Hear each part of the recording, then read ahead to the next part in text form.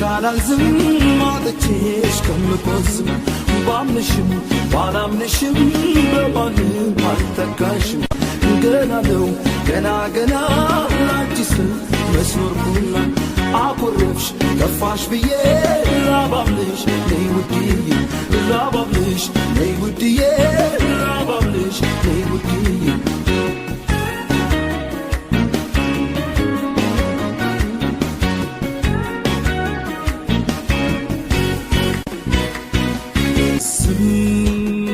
ከምል ብዬ